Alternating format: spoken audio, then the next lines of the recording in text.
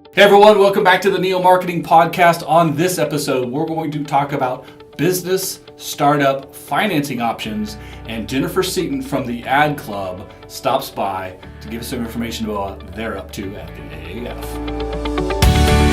Welcome to the weekly Neo Marketing Podcast, featuring one half of the Golden Group C-Suite, Kyle Golding, and Pritch Pritchard, APR PRSA Fellow.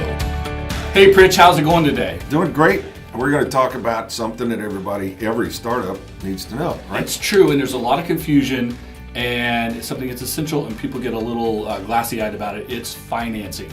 Unless you're independently wealthy, right, you're going to need some sort of financing to take your idea to a business as a startup and a launch, etc., right? So how do you get started? What's the number one option? The number one option, what I'm seeing a lot of, and what I'm helping some people do right now, the first thing everyone thinks of is going to the bank. Right. You can either get a loan or a line of credit. You know, you think low interest rates, it's got a set payment plan, etc. It makes a lot of sense. Here's the flaw in that idea. It has to be collateralized. Usually. Right. Usually your house. If you're going to borrow $2,000-$3,000, you could probably get away with a signature loan, or even collateralizing a car, motorcycle, etc. Right. If you want $25,000, $50,000, $75,000 to launch a business with, you're going to have to put up your house, or maybe 2 or 3 houses if you got some partners in the deal, which is always a risk, right? So You have to be careful about that. The good news is it's on a payment schedule, so it's easy to figure out what you're going to pay, what your interest rate is, etc. The great thing about a business line of credit is that you only take out what you need, you pay it back down, and then eventually when your business is up and running and essentially your initial line is paid off, you have the ability to keep it open for fluctuations in business, seasonal, etc. The other thing people do is they want to go to friends and family. Right. Now, do I have to tell you why that's sketchy? It's always dangerous working with family. It is. Existing businesses, the Golden Group's been around 6 years. We have business credit. We have a bank account that we've had open the whole time that's maintained a level of income in it. We've shown a track record of making deposits, paying bills on time. We have a credit card with a small amount on it that we pay off every month. We have vendors that give us references. You can get a Better Business Bureau endorsement as well. Okay. These are things the existing businesses has, but startups don't have any of these things. That's why you go to a bank, it has to be collateralized, or you have to find alternative methods of funding. Friends and family is one, and as I could tell from your giggle there that you know that's not a really good idea. It's not. Mixing cash and friends and family is always a bad idea. Something else I hear a lot of people talk about, and they're misunderstood, is grants. So maybe if you have a wholly woman-owned business or minority-owned, or there's something about what you do, even a nonprofit organization, doesn't have to be a business. People say, oh, go get a grant, you don't have to pay it back, it's free money.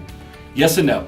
A lot of grants you don't have to pay back. Some you do. A lot of them, though, the amount of paperwork and the amount of effort you have to put into gaining it and keeping it is huge. It's a full-time job in and of itself. And a lot of grant applications, there's no guarantee if you fill out these 5 papers you'll get the loan or get funding from the grant. Right. It is you'll get into the pool of maybes, and from the maybe you can possibly get a yes. And so there's some hard parts about doing grants as well. And those grants are pretty focused and usually community-based. I mean, some kind of contribution to the community. I was involved as a principal investigator on a grant from the FEMA to train first responders and incident commanders.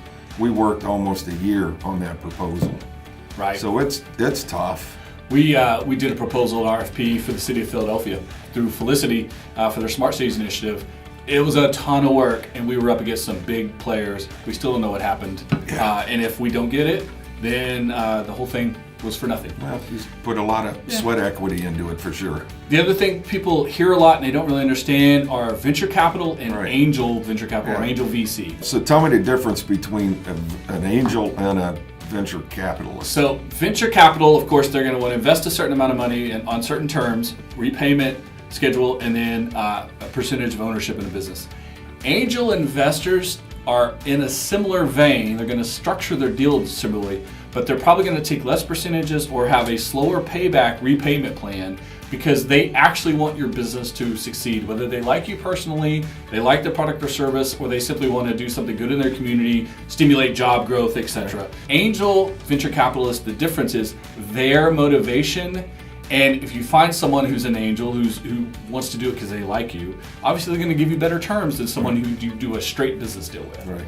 The difference in any scenario, venture capitalists are going to give you a specific amount of money for ownership of a specific percentage of your business. Right. They're going to get their money paid back. This is what people don't understand. Yeah, they that's think the thing. Yeah, they think that percentage means you don't pay them back. No, you pay them back sometimes 2 to 3 times over, typically in a time period less than 5 years, typically. And then they continue to own a percentage of your business, which means they're a decision maker. If they own a big enough part of your business, they could completely run the business. But the flip side is often venture capital groups, especially if it's groups or individuals who are really successful, they bring their success with them as well. Connections, opportunities, skill sets that you maybe don't have. And so you're gaining a partner, the pro and con. You're getting a partner who could do something you can't do and fun things, but then you're going to have to concede to their decision making sometimes. Right.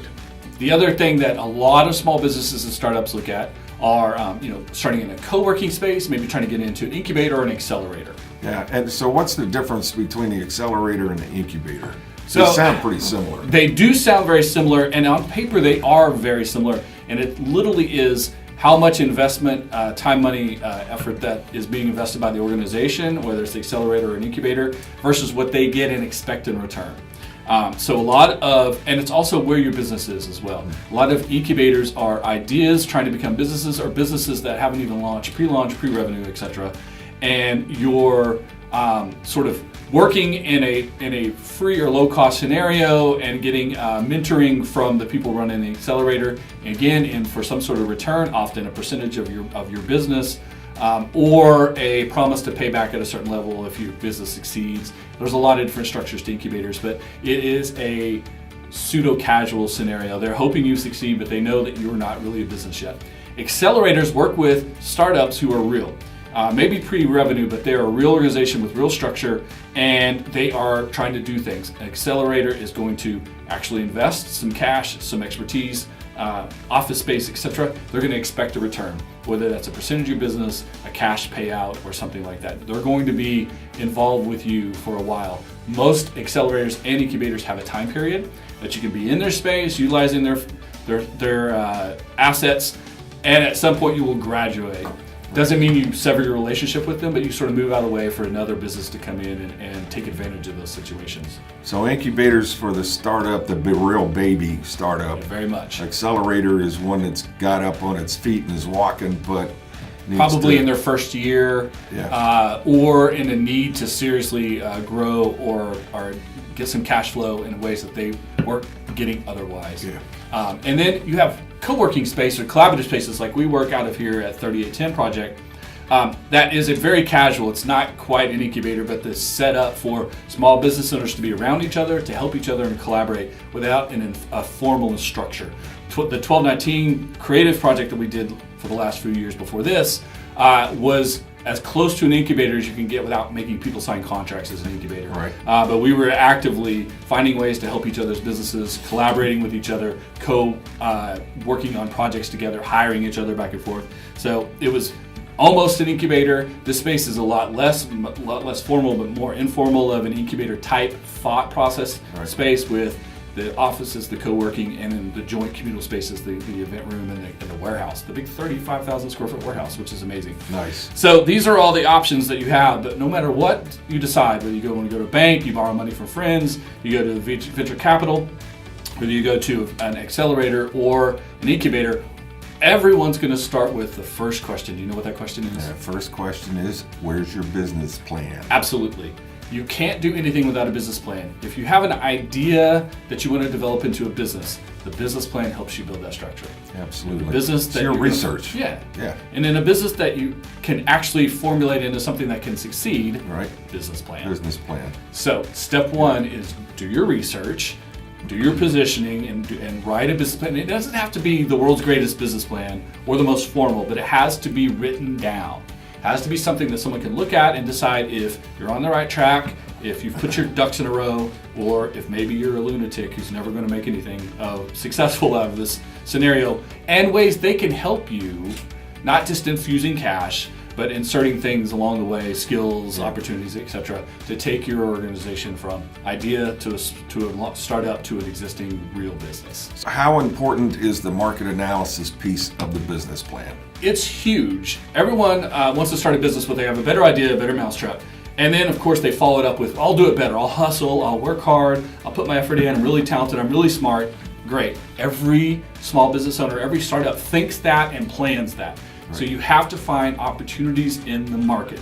You have to make sure that whatever you're investing, whether it's your rich uncle giving you $10 or going to a bank and trying to get a $50,000 loan that you put your house up for, you have to be able to pay that back. You have to be able to create profit in a business.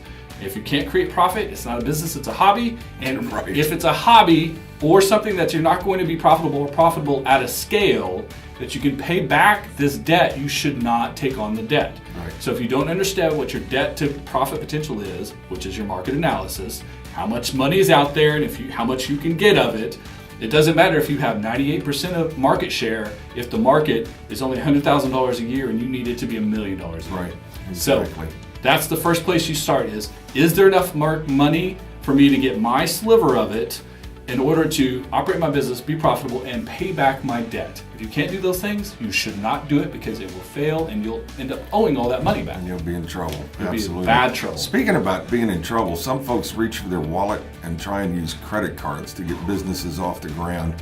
It's the worst idea ever. Yeah. The credit card disadvantage is it's super easy, but it's super easy because it's a trap.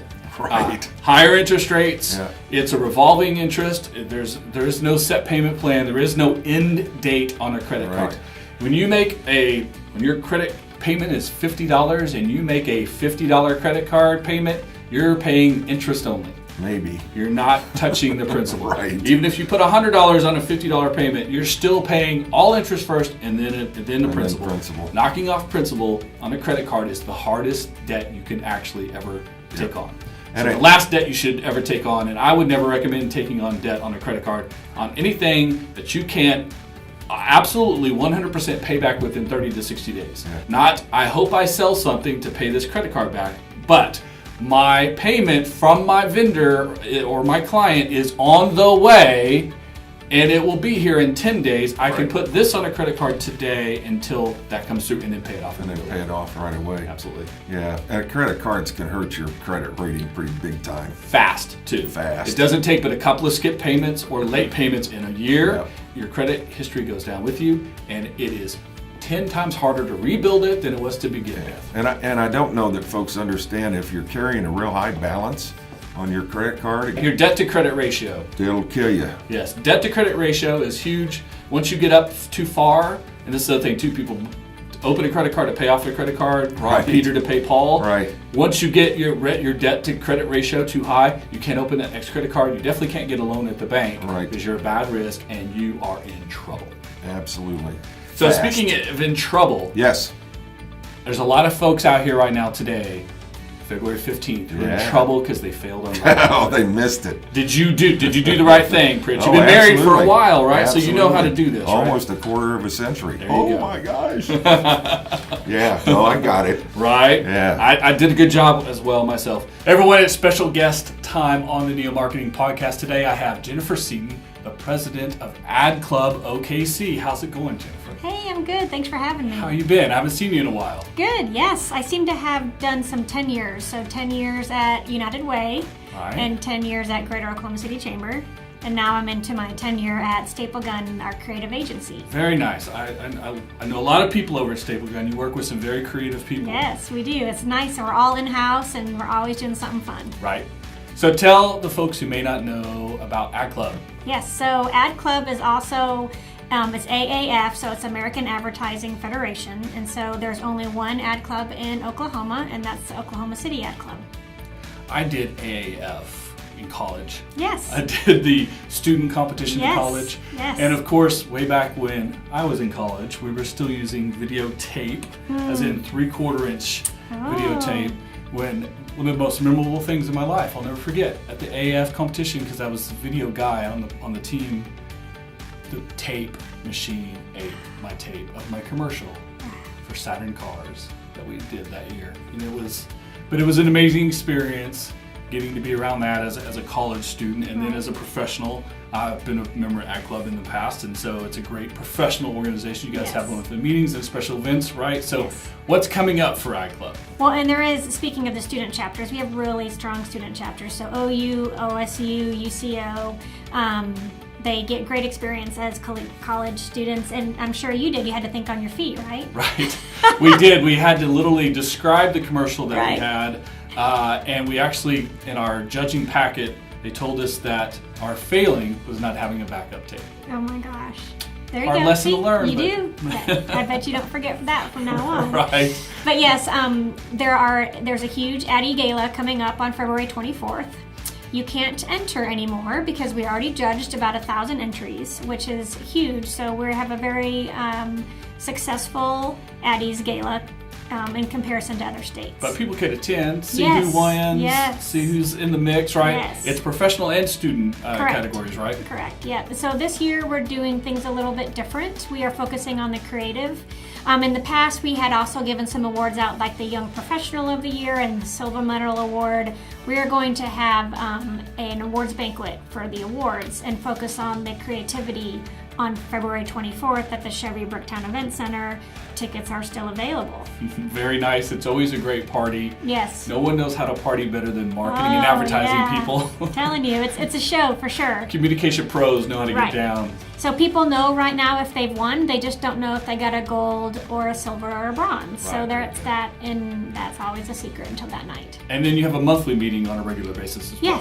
Yes. So the next one is going to be on the 14th of March. So, and that one is actually going to be a panel of the winners from the Addies. So people who won the best of show and things like that. So we're actually going to have a little ditty about the Addies, and you get to see the creative, and that's Wednesday. So it's always the second Wednesday of the month. So March 14th is the one after that.